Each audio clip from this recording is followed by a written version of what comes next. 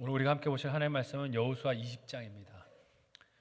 여호수아 20장 1절에서 마지막 9절까지의 말씀을 보겠습니다. 구약성경 349페이지 전으로 있습니다. 여호수아 20장 1절에서 9절까지의 말씀을 저와 여러분이 한 절씩 번갈아 가면서 교독하도록 하겠습니다. 여호와께서 여호수아에게 말씀하여 이르시되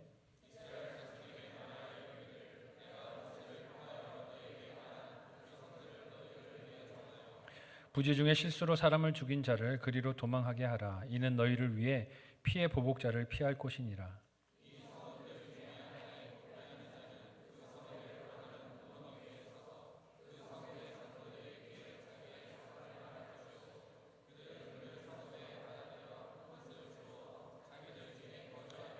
피의 보복자가 그의 뒤를 따라온다 할지라도 그들은 그 살인자를 그의 손에 내주지 말지니 이는 본래 미워함이 없이 부지 중에 그의 이웃을 죽였음이라.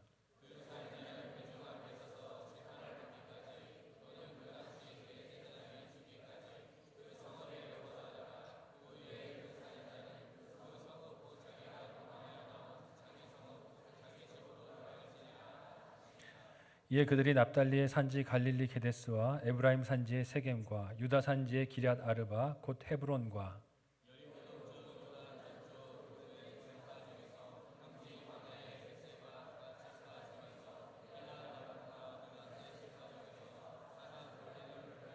다 같이 읽습니다. 이는 곧 이스라엘 모든 자손과 그들 중에 거류하는 거류민을 위하여 선정된 성읍들로서 누구든지 부지 중에 살인한 자가 그리로 도망하여 그가 회중 앞에 설 때까지 피의 보복자의 손에 죽지 아니하게 하기 위함이라.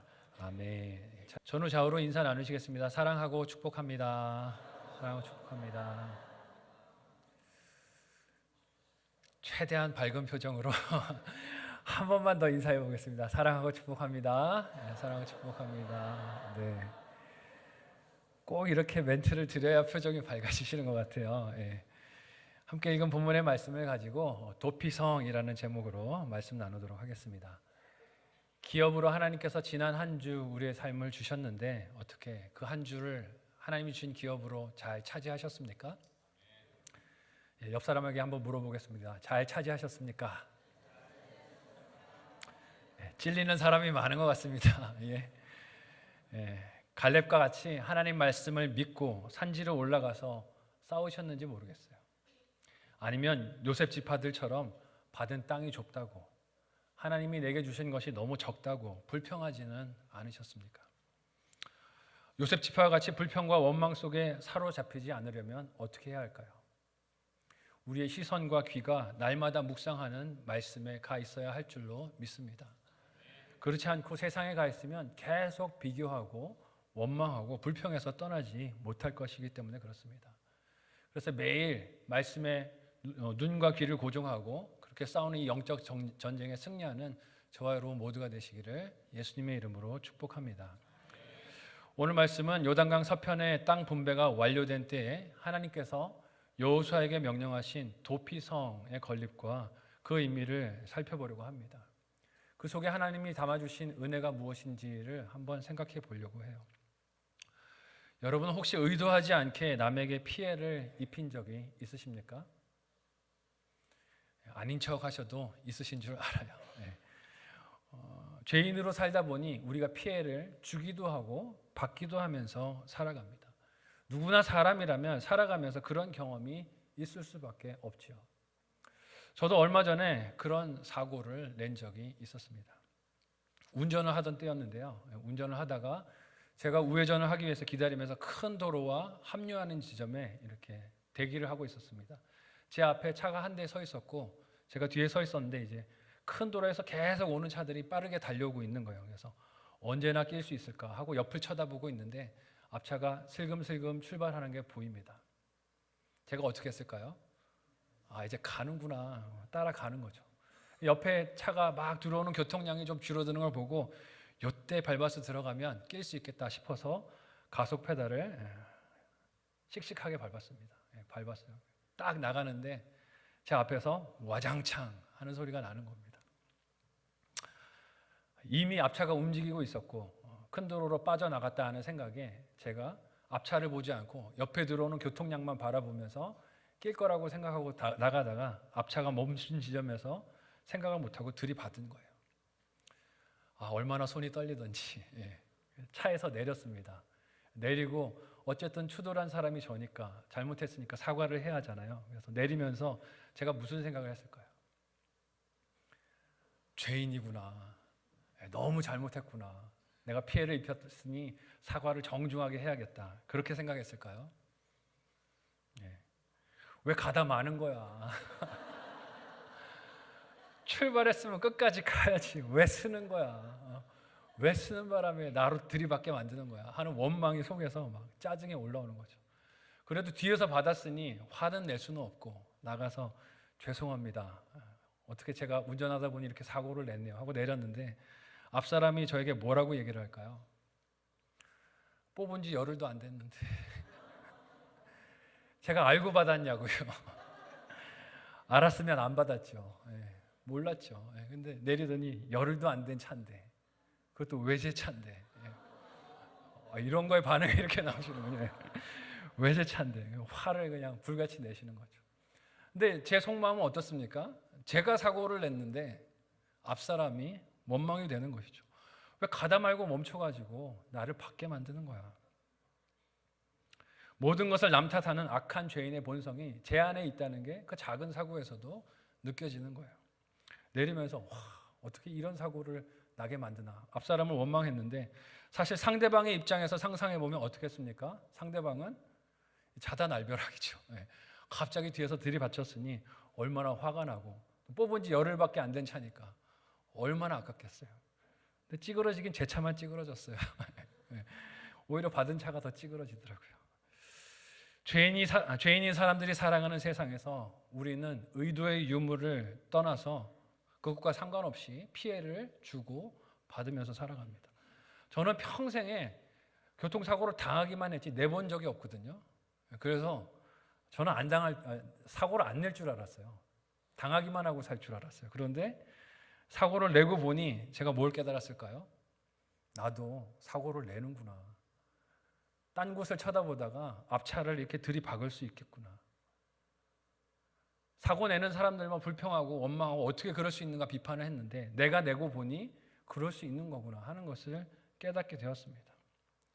죄인인 우리가 살아가면서 참 많은 죄들을 짓지요. 말과 행동으로 피해를 주기도 하고 받기도 합니다. 생각과 상상으로도 그런 죄들을 끊임없이 짓지요. 그 모든 죄들을 전부 다 법정으로 가지고 간다면 우리는 일상을 살 수 없을 것입니다. 하나님은 이런 인간의 약함과 연약함을 누구보다 잘 아세요. 사람의 악함을, 죄인됨을 누구보다 잘 아십니다. 그래서 이스라엘 백성들이 살아갈 땅에, 가나안 땅에서 기업을 주셨지만 또한 죄로 인한 문제가 발생할 것을 대비해야 함도 알고 계셨어요. 그래서 은혜로 받은 기업에서 율법을 지키면서 죄를 짓지 않고 이스라엘 백성들이 살아갈 수 있으면 좋겠지만 인간은 그럴 능력이 없다는 것을 누구보다 잘 아셨어요. 죄 중에서 태어나 죄를 지을 수밖에 없고 실수도 연약함도 많은 인생이 어떻게 죄 안 짓고 살 수 있겠습니까? 그래서 하나님이 이스라엘 모든 지파의 기업을 분배하신 이후에 오늘 말씀에 예비하신 도피성이라는 제도를 주십니다. 약속의 땅에 두라고 명령하신 이 도피성의 명령이 오늘 우리에게 주시는 하나님의 음성이 무엇일까 생각해보고 우리의 신앙생활에 적용하는 오늘 말씀이 되기를 소망합니다. 하나님께서 이스라엘 백성에게 주신 이 피난처 도피성의 규례가 오늘 저와 여러분에게 주시는 하나님의 음성이 무엇일까요? 첫 번째로 도피성은 죄의 악순환을 끊어주시는 하나님의 은혜인 줄 믿으시기를 바랍니다. 죄의 악순환을 끊어주시려고 하나님께서 은혜의 장치로 도피성을 두게 하십니다. 함께 1절에서 3절까지 본문을 한 목소리로 읽어보도록 하겠습니다. 같이 읽습니다. 시작. 여호와께서 여호수아에게 말씀하여 이르시되 이스라엘 자손에게 말하여 이르기를 내가 모세를 통해 너희에게 말한 도피성들을 너희를 위해 정하여 부지 중에 실수로 사람을 죽인 자를 그리로 도망하게 하라. 이는 너희를 위해 피해 보복자를 피할 곳이니라. 아멘. 기업 분배가 다 맞춰진 때에 하나님께서는 여호수아에게 도피성이라는 곳들을 세우라고 명령하십니다. 근데 오늘 본문에 제가 하이라이트를 해두었지만 하나님께서 이 일을 누구를 위한 일이라고 말씀하십니까? 너희를 위한 일이라고 하세요. 하나님이 필요하기 때문에 세우라고 말씀하시는 것이 아니라 너희를 위해서 필요한 것이기 때문에 세우라고 말씀하십니다. 각 지파가 분배받은 기업들 중에서 그들 자신을 위해 도피성의 장소를 정해 세워야 한다라고 하나님이 말씀하세요. 이는 그 정해진 성읍으로 의도치 않게 살인한 죄인들이 도망할 수 있도록 허용해 주시기 위해서 그런 장소를 하나님이 만들게 하시는 것입니다. 근데 여기서 주의해야 할 점은 하나님께서 살인을 방조하시기 위해서 이 명령을 주시는 게 아니라는 거예요. 도피성으로 피할 수 있는 죽음은 어떤 죽음입니까? 의도하지 않고 우연하게 부지중의 사고로 죽게 된 그런 살인 사건을, 그렇게 사람이 죽게 된 사건을 의미하는 것입니다. 원래 사람에게 죽음을 야기한 일에 대해서는 공정한 처리가 무엇일까요? 생명은 생명으로 갚는 것이죠. 똑같이 생명으로 이를 대갚해 주는 것이 하나님이 말씀하신 공평이었습니다. 이것을 동해보복법이라고 부르죠. 레위기 24장 19절에서 22절에 이 동해보복법의 규례가 나오는데 우리 같이 한 목소리로 읽어보도록 하겠습니다. 같이 읽습니다. 시작. 사람이 만일 그의 이웃에게 상해를 입혔으면 그가 행한 대로 그에게 행할 것이니 상처에는 상처로 눈에는 눈으로 이에는 이로 갚을지라.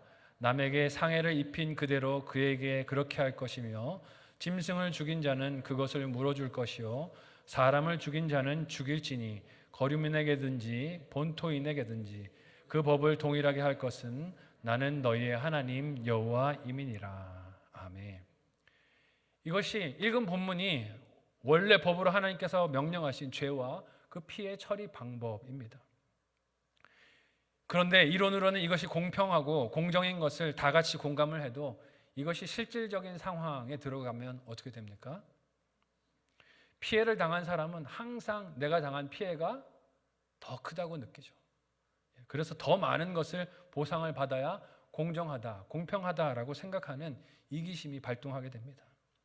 죄인인 인간은 당한 피해를 자기 중심으로 갚으려고 하기 때문에 동해보복법을 그대로 따를 수 있을까요? 없을까요? 없다는 거예요. 한 대를 맞았는데 몇 대를 때려줘야 공평이라고 생각합니까? 어떻게 그렇게 잘하세요? 두 대를 때려줘야 이게 공평하다라고 생각을 하잖아요. 더 많은 악을 그렇게 벌어지게 만드는 것이죠. 지금 이스라엘과 팔레스타인에서 벌어지고 있는 전쟁을 보면 어떻습니까? 물론 테러로 인해서 화가 날 수 있는 상황이 벌어진 것은 맞습니다. 그러나 하고 있는 전쟁을 보면 이런 죄의 속성을 너무 잘 보여주고 있는 것이 아닌가 하는 생각이 들어요. 서로가 피해자라고 합니다. 서로가 피해를 당했다고, 우리가 더 많은 생명을 잃었다라고 외치는데, 그래서 손해를 봤다고 하면서 하는 전쟁을 보면 어떻게 됩니까? 그래서 그 공평을, 공정함을 세우겠다는 이유로 너무 많은 생명들이 죽임을 당하고 있는 것을 봅니다. 하나님은 이런 인간의 악함과 자기중심적인 이기심을 아시기 때문에 이걸 내버려두면 죄가 악순환되고 끊임없이 일어날 보복과 복수가 있을 것을 아셨기에 이걸 막을 수 있는 장치인 도피성을 주신 줄로 믿습니다. 악이 번성하지 못하도록 막는 장치로 도피성을 주신 거예요. 그래서 도피성은 하나님의 사랑이 그 가운데 들어 있습니다. 비록 레위기 말씀 속에 동해보복법을 주신 분이 하나님이시지만, 그래서 하나님은 죄를 미워하시지만 그 하나님의 공의는 사랑에 기초한 것임을 잊지 말아야 합니다. 그래서 인간의 잘못으로 죄를 범하고 심판을 받아야 하는 상황 가운데서도 하나님의 사랑이 역사하실 공간으로 도피성을 이스라엘 백성들이 받은 기업 가운데 마련해 두라고 하십니다. 하지만 이 도피성이 죄악이 방조되거나 모든 죄가 다 용서받는 자리는 아니라는 것을 분명히 하세요. 오늘 본문 3절은 도피성에 피할 수 있는 사람이 누구라고 하셨습니까? 부지 중에 실수로 사람을 죽인 자만 갈 수 있다고 하세요. 즉 고의로 계획해서 사람을 죽인 자는 도피성이 받아주지 않는다는 뜻입니다.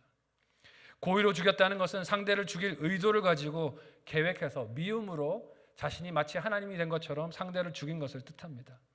이런 사람은 어떻게 되는 것일까요? 출애굽기 21장 14절은 하나님이 이런 자를 이렇게 징벌하라고 명령하세요. 함께 출애굽기 21장 14절을 한 목소리로 읽어보겠습니다. 같이 읽습니다. 시작. 사람이 그의 이웃을 고의로 죽였으면 너는 그를 내 제단에서라도 잡아내려 죽일지니라. 아멘. 하나님은 죄를 악의적으로 범하는 것을 결코 방관하지 않으십니다. 도피성을 마련해 주셨지만 이런 악의적인 고의적으로 살인죄를 범한 자가 피하는 장소가 되라고 세워주신 게 아니라는 거예요. 하나님은 뭐라고 말씀하셨습니까? 사람을 고의적으로 죽여놓고 하나님의 제단에 와서 거룩한 척 신용하고 있는 그 사람이 있다면 너는 내 제단의 거룩함에 대해서 두려워하지 말고 그를 끌어내려서 하나님의 법대로 죽이라고 말씀하십니다. 사랑의 하나님이시지만 그 사랑이 맹목적으로 이용당하는 것이 아님을 말씀해 주시는 거예요. 이런 이유로 계획적으로 사람을 죽인 사람은 도피성에 들어갈 수 없었습니다. 그러나 실수로 사람을 죽이는 상황이 벌어지잖아요. 저처럼 생각지도 못했다가 앞사람을 고의가 아닌 실수로 들이받게 되는 상황들이 벌어지게 됩니다. 도끼질을 하다가 도끼날이 날아가서 옆에 있는 사람이 맞아 죽는 그런 일들이 생기게 된다는 것이죠. 이렇게 부지 중에 의도치 않았을 때 사람이 죽게 되었을 때 이 죄를 지은 죄인이 피할 곳을 하나님이 마련해 주셨어요. 그것이 오늘 본문의 도피성입니다. 그런데 이 성에 들어가게 될 때 죄를 지은 자가 반드시 해야 하는 일이 있다고 말씀하세요. 무엇입니까? 함께 오늘 본문 4절을 한 목소리로 읽어보도록 하겠습니다. 같이 읽습니다. 시작. 이 성읍들 중에 하나에 도피한 자는 그 성읍에 들어가는 문 어귀에 서서 그 성읍의 장로들의 귀에 자기 사건을 말할 것이요 그들은 그를 성읍에 받아들여 한 곳을 주어 자기들 중에 거주하게 하고. 아멘. 실수로 살인한 사람이 도피성에 들어갈 때는 반드시 뭘 해야 합니까? 자기 죄를 그 성의 장로들에게 말을 해야 합니다. 제가 이런 실수로 사람을 죽였습니다. 저의 이런 사고로 인해서 사람이 죽었습니다 하는 내용을 장로들에게 말해야 해요. 무조건 그 장로들이 받아주는 것이 아닙니다. 무조건 들어갈 수 있는 것도 아니에요. 자기가 무슨 죄를 범했는지 알아야 했고 이를 도피성 장로들에게 숨김없이 이실직고로 고백해서 그 의도성과 적절성을 장로들에게 판단받아야 했습니다. 죄가 또 다른 죄를 낳고 악이 또 다른 악을 키우는 구조를 끊기 위해서 하나님이 마련해 주신 이 도피성은 자신이 지은 죄가 무엇인지를 알고 이것을 도피성의 장로들에게 고백하는 겸손과 반성과 회개가 있어야 그 생명이 보존을 받는 거예요. 악을 막아주시고 생명을 지켜주시려는 피난처이지만 먼저는 무엇을 알아야 합니까? 한번 따라해 보겠습니다. 나는 죄인입니다. 이걸 알아야 도피성에 들어갈 수 있다는 것입니다. 자신이 지은 죄를 알고 이것을 아파하며 숨기지 않고 도피성의 장로들에게 밝히 말하는 겸손함이 있을 때 그는 하나님이 마련해 주신 도피성에 들어갈 수 있었습니다. 우리가 예수 그리스도의 은혜 안에 들어갈 수 있는 것도 무엇입니까? 나는 죄인입니다. 주님의 은혜가 없으면 나는 살 수 없는 죄인입니다 라는 믿음의 고백이 있어야 그 품에 들어갈 수 있는 것이죠. 비록 죄가 있음에도 그가 피할 곳을 마련해 주신 것은 그 죄를 바로 잡으려는 인간의 삐뚤어진 정의가 더욱 큰 죄를 낳고 더욱 큰 악을 낳는 악순환을 벌이기 때문에 이것을 끊으실 하나님의 뜻과 계획으로 도피성을 마련해 주셨습니다. 그래서 하나님은 이 도피성의 제도가 이스라엘 백성을 위한 것임을 오늘 본문에서 반복적으로 말씀하셨어요. 너희를 위하여 도피성을 설치하라. 너희를 위하여 그 땅에 도피성을 설치하라 말씀하셨습니다. 그들이 서로에 대한 복수심으로 폭력으로 멸절하고 멸망하는 것을 막아주시는 은혜의 장소로 하나님이 도피성을 세워주신 것입니다. 한번 생각하고 적용해 보시기를 바랍니다. 첫 번째 묵상 적용 질문을 드립니다. 첫 번째 질문은요. 내 기준의 공평이 문제를 악화시킨 경험이 있으십니까? 내 기준의 공평이 문제를 악화시킨 경험이 있으십니까? 그 갈등을 어떻게 넘어가셨나요? 그 갈등을 어떻게 넘어가셨나요? 두 번째 질문은요. 남에게 손해 혹은 피해를 끼쳤을 때 나는 잘 인정하고 사과하는 편입니까? 남에게 손해나 피해를 끼쳤을 때 나는 잘 인정하고 사과하는 편입니까? 아니라면 이유가 무엇일까요? 아니라면 이유가 무엇일까요? 생각해 보시면 좋겠어요. 교통사고 이야기를 말씀드렸지만 저도 사고를 내놓고 퍼뜩 처음에 들어오는 생각이 뭐였어요? 너 때문에. 사고는 내가 냈는데 너 때문에. 이 사람의 참 악한 본성이죠. 우리에게 그런 습성이 있다면 말씀 앞에서 돌이키고 회개하는 오늘 말씀이 되기를 바랍니다. 마지막 두 번째로 도피성의 보호는 변함이 없이 한결같다 하는 것을 오늘 말씀이 우리에게 보여주세요. 함께 5절에서 6절까지 본문 내용을 역시 하이라이트된 부분을 주의하면서 우리 같이 한 목소리로 읽어보도록 하겠습니다. 같이 읽습니다. 시작. 피의 보복자가 그의 뒤를 따라온다 할지라도 그들은 그 살인자를 그의 손에 내주지 말지니 이는 본래 미워함이 없이 부지 중에 그의 이웃을 죽였음이라. 그 살인자는 회중 앞에 서서 재판을 받기까지 또는 그 당시 대제사장이 죽기까지 그 성읍에 거주하다가 그 후에 그 살인자는 그 성읍 곧 자기가 도망하여 나온 자기 성읍 자기 집으로 돌아갈지니라 하라 하시니라. 아멘. 앞부분의 내용이 도피성에 피해서 들어갈 수 있는 가해자가 무엇을 해야 하는가 그 요구 조건을 다뤘다면, 뒷부분은 그 살인자를 받아들인 도피성의 장로들이 감당해야 할 책임을 다룹니다. 그러니까 일단 판단을 해서 이 사람이 부지 중에 알지 못한 때에 사람을 죽인 죄가 확인이 되면 그 도피성의 장로들도 감당해야 하는 책임, 사명이 있다는 거예요. 부지 중에 남을 실수로 죽이고 도피성으로 피해온 사람이 있습니다. 그가 장로들에게 자기 죄를 고백해요. 제가 실수로, 사고로 사람을 이렇게 죽였습니다. 그 정당성을 장로들이 회의를 하고 인정을 했다면 이후로는 그들에게 어떤 책임이 있습니까? 어떤 위협이 와도, 어떤 요구가 와도 이 사람을 보호하고 내주지 말아야 할 책임이 도피성의 장로들, 지도자들에게 또 그 성의 사람들에게 있다는 것입니다. 그가 저지른 살인의 값을 치르게 하려고 피해 보복자가 따라와도 도망온 사람에게 그를 내주지 말라고 하세요. 그것이 하나님께서 가나안 땅에 도피성을 두신 이유이기 때문에 그렇습니다. 그래서 도피성으로 들어온 사람은 실수로 저지른 잘못이니 자신이 떠나온 그 집이 그리울 수도 있을 거예요. 그렇지 않겠어요? 내가 고의로 한 일이 아니잖아요. 내가 악의를 가지고 한 일이 아닌데 그렇게 죄를 짓고 여기 왔지만 나는 내 집이 그립습니다. 할 수 있어요. 내 가족이 그립습니다. 내가 하던 일이, 내 역할이, 내 삶의 현장이 그리워서 돌아가고 싶습니다 하는 마음이 있을 수 있어요. 하지만 그리워도 돌아갈 수 있습니까? 없습니까? 없어요. 돌아갈 수 없습니다. 돌아가면 어떻게 됩니까? 피해 보복자에게 죽게 되는 거예요. 그러니까 답답해도 어떻게 해야 합니까? 도피성에서 살아야 하는 것입니다.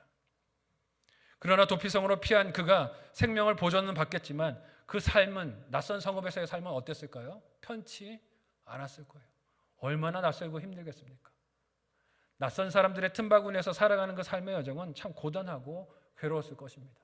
마치 이런 심정이 아니었을까 상상해 보게 돼요. 가택연금을 당하고 사는 것 같겠구나 하는 생각이 듭니다. 하지만 답답해도 어디 안에 있어야 생명을 보존받습니까?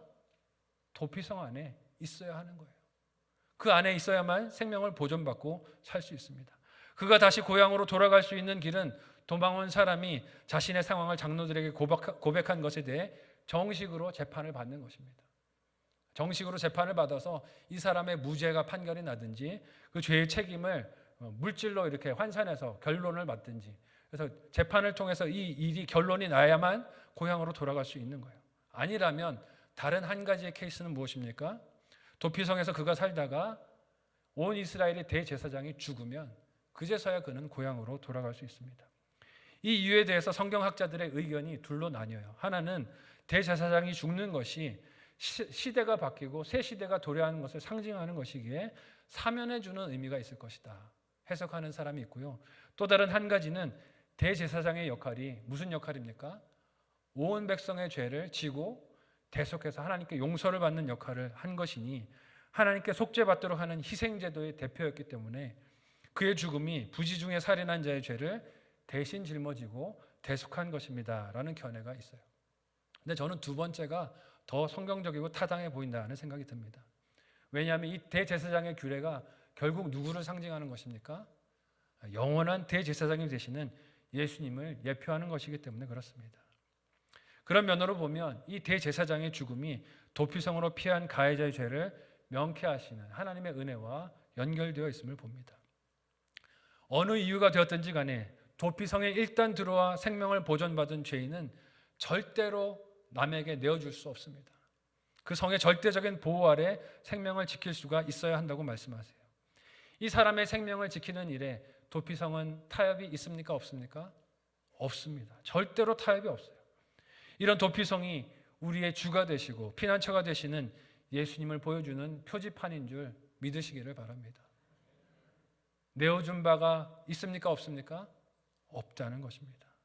왜냐하면 그 예수님께 피한 인생, 자기 죄를 고백하고 예수님의 은혜 안에 살기를 결단한 인생을 예수님은 결코 마귀와 죄, 사망의 권세의 손에 들어가지 않도록 버리지 않으실 줄 믿으시기를 바랍니다. 절대로 포기하지 않으세요. 절대로 그 영혼을 낙심하지 않고 포기하지 않으십니다. 이런 예수님의 변치 않는 보호를 받아들이는 것을 우리는 무엇이라고 부릅니까? 한번 따라해 보겠습니다. 믿음. 이걸 믿음이라고 부르는 줄 믿으시길 바랍니다. 이걸 믿음이라고 부르는 거예요. 절대로 내 영혼을 원수의 손에 내어주지 않으신다. 그 믿음이 있다면 예수님의 품을 떠날까요? 떠나지 않을까요? 떠나지 않을 것입니다. 어떤 그리운 일들이 세상에 보인다 할지라도 그 품을 떠나지 않을 거예요. 오늘 본문은 이 도피성이 이스라엘 백성들이 정착한 가나안 땅 전체와 요단의 동편의 땅까지 다 설치되었다라고 기록되고 있습니다. 함께 7절에서 9절까지의 본문 내용을 한 목소리로 읽어보겠습니다. 같이 읽습니다. 시작. 이에 그들이 납달리의 산지 갈릴리 게데스와 에브라임 산지의 세겜과 유다 산지의 기럇 아르바 곧 헤브론과 여리고 동쪽 요단 저쪽 르우벤 지파 중에서 평지 광야의 베셀과 갓 지파 중에서 길앗 라못과 므낫세 지파 중에서 바산 골란을 구별하였으니 이는 곧 이스라엘 모든 자손과 그들 중에 거류하는 거류민을 위하여 선정된 성읍들로서 누구든지 부지 중에 살인한 자가 그리로 도망하여 그가 회중 앞에 설 때까지 피해 보복자의 손에 죽지 아니하게 하기 위함이라. 아멘. 읽은 본문에서 도피성의 총수가 6개입니다. 요단 동쪽에 3개가 있고 요단 서쪽에 3개가 설치되었다고 알려주고 있습니다. 이렇게 요단강의 동서로 도피성이 6개가 골고루 설치된 것은 누구든지 부지 중의 실수로 사람을 죽이고 죄를 지으면 도피성으로 하루 안에 도망할 수 있도록 하나님이 돕기 위함입니다. 피해 보복자가 급하게 따라와서 복수할 기회를 찾지만 도피성이 너무 멀어버리게 되면 어떻게 됩니까? 보복자가 너무 빨리 따라와서 이 사람을 죽일 수가 있어요. 그래서 그가 복수할 기회를 최소한으로 막고 실수로 사람을 죽인 그 죄에 대해서는 보호받을 수 있는 기회를 최대한으로 열어주시기 위해 하나님은 이스라엘 백성들이 받은 기업 전체에 이런 여러 개, 6개의 피난처, 도피성들이 세워지게 만들어 주셨습니다. 어디서든지 하루길이면 이 도피성에 들어갈 수 있도록 만들어 주신 거예요. 이렇게 세워주신 도피성들이 있는 것은 구약에서 보이신 예수님의 예표가 되는 줄로 믿습니다. 어디든지 쉽게 예수님 안에 들어갈 수 있도록 하나님께서 곳곳마다 예수 그리스도께로 나올 수 있는 장치들을 마련해 주셨다는 거예요. 죄의 책임과 보복을 피할 수 없는 사람에게 도망할 수 있는 피난처, 거기서 살아갈 수 있는 기회, 사죄함의 은혜가 있는 것을 하나님이 보여주시는 것입니다. 그 은혜의 궁극적인 결정체는 우리의 피난처가 되시는 예수 그리스도인 줄 믿으시기를 바랍니다. 예수님께 피하라고 이 말씀을 우리에게 보여주시는 거예요. 이 예수님께 피하는 것은 내가 죄인된 것을 깨닫는 인식이 있고 그 죄를 주님 앞에 고백하는 겸손과 믿음이 있을 때 할 수 있는 일입니다. 이렇게 언제든지 피할 수 있고 생명을 지킬 수 있도록 돕는 도피성이 이스라엘 백성들이 기업으로 받는 땅 전역에서 하루길이면 닿을 수 있는 곳곳에 두신 것은 죄에서 건지시고 싶어 하시는 하나님, 그들을 살리시고 싶어 하시는 하나님, 그들과 동행하기를 원하시는 하나님의 사랑을 읽을 수 있는 증거인 줄 믿습니다. 이런 하나님의 사랑을 받은 우리가 이 사랑 가운데서 남에게도 이 사랑을 나누고 전하는 것이 자녀의 당연한 본분인 줄로 믿습니다. 추수감사절 전도축제 기간이에요. 우리가 주님의 품에 이 피난처 가운데 들어가는 것도 귀한 사명이지만 이 피난처를 알지 못하는 안타까운 영혼들에게 피난처를 알리고 전하는 것도 중요한 사명입니다. 이 사명을 잘 감당할 수 있는 이 추수감사절 전도축제 기간이 되시기를 예수님의 이름으로 축복합니다. 마지막으로 생각하고 적용해 보시기를 바랍니다. 마지막 묵상 적용 질문을 드립니다. 첫 번째는요, 나를 원수에게 내어주지 않으실 예수님을 믿습니까? 나를 원수에게 내어주지 않으실 예수님을 믿습니까? 그 믿음을 어떻게 내 삶에서 나타낼 수 있을까요? 그 믿음을 나타낼 방법은 무엇일까요? 생각해 보시면 좋겠어요. 우리의 가정과 교회는 도피성이 되고 있습니까? 우리의 가정과 교회는 도피성이 되고 있습니까? 한결같이 속한 지체들을 보호하고 있습니까? 아니면 내 이익이 좀 생길 것 같으면 내어주고 포기하고 그냥 절망해 버립니까? 생각해 보시면 좋겠어요. 하나님은 이스라엘 백성들에게 가나안 땅을 기업으로 주사 그 땅에서 정착할 은혜를 주셨습니다. 하지만 은혜로 받은 땅이라도 이스라엘 백성들이 죄의 영향력에 넘어져서 죄를 지을 것도 하나님은 미리 다 알고 계셨어요. 그래서 약함으로 인해 악함으로 인해 죄를 범할지라도 주신 기업 속에서 살아가도록 만들기 위해서 도피성이라는 은혜의 장치를 마련해 주셨습니다. 하나님께서 주신 이 도피성들은 죄로 인해 보복과 죽음의 악순환을 끊어주시는 은혜의 멈춤 장치, 브레이크 장치가 되었습니다. 그리고 그 자리로 피하는 자들을 보복자들에게 절대로 내어주지 않으시는 보호와 돌보심의 피난처가 되었습니다. 결국 이 도피성의 규례는 성도의 영원한 생명과 흔들리지 않는 구원의 약속을 지키시는 예수 그리스도를 보여주시는 상징과 예표입니다. 죄인된 우리의 삶도 실수로 넘어질 때가 많습니다. 실수로 남에게 피해를 입힐 때가 많이 있어요. 그럴 수밖에 없지만 그 문제는 인간이 홀로 끌어안아 해결할 수 없습니다. 인간이 스스로 처리해서 어떻게 해결할 수가 없다는 것이에요. 그렇게 생각하는 것이 오히려 교만이자 독선의 죄입니다. 겸손이 아니에요. 해결할 수 없는 죄를 도피성 대신 예수님께로 가지고 나와 구원함을 받고 그 은혜 가운데 보함을 받는 저와 여러분들이 다 되시기를 예수님의 이름으로 축복합니다. 세상 많은 것들이 피난처로 보입니다. 그래서 그리로 피하면 안전할 것 같이 여겨집니다. 돈으로 피하고 싶고 권세로 피하고 싶고 자녀들을 잘 키워서 그 든든한 자녀들의 등 뒤에 숨고 싶은 유혹들이 우리 안에 있을 때가 많아요. 그러나 그런 것들은 우리의 진짜 피난처가 될 수 없습니다. 예수 그리스도가 우리의 유일한 피난처 되신다는 이 소식이 오늘 말씀을 통해 저와 여러분에게 들리기를 소망합니다. 그리고 이 추수감사절 전도축제 내 곁에 잃어버린 영혼들, 이 피난처를 알지 못하고 세상에서 피난처를 찾아서 방황하는 이 안타까운 영혼들에게 이 좋은 소식이 우리의 삶을 통해 들려지는 은혜가 함께 하시기를 사랑하는 예수님의 이름으로 축복합니다. 아멘. 오늘 말씀을 생각하며 합심하여 이 시간에 함께 기도하겠습니다. 기도할 때 하나님, 피난처 삼았던 수많은 다른 것들을 다시 돌아보며 회개하오니 용서하여 주옵소서. 오직 예수 그리스도께만 피하는 우리가 되기를 원합니다. 나의 유일한 피난처여 도피성 되신 예수님께로 피하게 하여 주시고 이 은혜를 알지 못하는 안타까운 영혼들에게도 이 아름다운 소식을 증거하는 우리가 되게 인도하여 주옵소서. 우리 간절한 마음으로 합심하여 기도하겠습니다.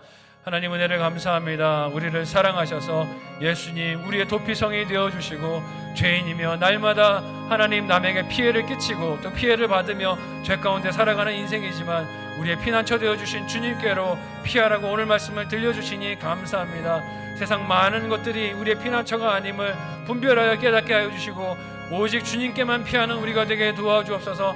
이 세상 어떤 것도 우리의 진정한 위안이 될 수 없습니다. 우리의 보호자가 될 수 없습니다. 우리의 든든한 하나님 평안이 될 수 없습니다. 주님 도와주셔서 오직 주님께만 피하게 하여 주시고 나의 도피성과 피난처 되신 예수님 안에서만 평안을 누리며 이 아름다운 소식을 알지 못하는 안타까운 영혼들에게 증거하는 우리 추수감사절 전도축제 기간이 되도록 도와주시옵소서. 나를 살리신 놀라운 은혜를 누리고 감격하며 살기를 원합니다. 이 아름다운 사랑을 전하고 하나님 증거하는 일에 우리가 힘을 낼 수 있도록 기쁨이 넘치도록 주여 역사하여 주옵소서. 감사하며 예수님의 이름으로 기도합니다. 하나님 은혜를 감사합니다. 세상 그 어디에도 우리가 피할 곳이 없음을 오늘 말씀을 통하여 우리로 보게 하여 주시니 감사합니다. 오직 예수 그리스도만이 우리의 피난처와 도피성이 되시오니 그 품에 피하게 하여 주시고 우리를 결코 원수의 손에 내어주지 아니하시는 예수 그리스도께 믿음의 뿌리를 내리는 우리의 하루하루가 되게 인도하여 주옵소서. 하나님 세상에서 속이는 많은 유혹들이 찾아오지만 오직 말씀에만 우리의 귀와 눈을 또 우리의 믿음을 두기를 원합니다. 인도하여 주셔서 그리스도 안에 늘 평안케 하여 주시고 이 귀한 소식을 알지 못하는 안타까운 영혼들에게도 힘써 복음을 전하는 우리의 삶이 되게 인도하여 주옵소서. 이 시간에 은혜 감사하여 예물 드리오니 기쁨으로 하나님 연락하여 주옵소서. 예수님의 이름으로 기도하옵나이다. 아멘.